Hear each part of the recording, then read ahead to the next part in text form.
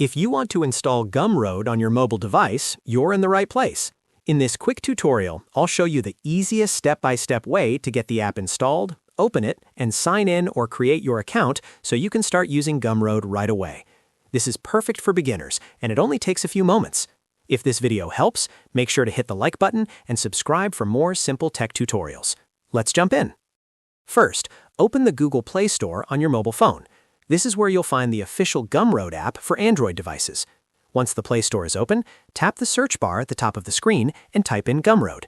Make sure you spell it correctly so you can find the official app quickly. After you search, look through the results and find the Gumroad app. Before installing anything, it's always a good idea to double-check the app name and icon so you know you're selecting the correct one. When you're sure you found it, tap Install. Your phone will begin downloading and installing the app automatically. Depending on your internet connection, this may only take a few seconds or a little longer. While it installs, you can simply wait for the process to finish.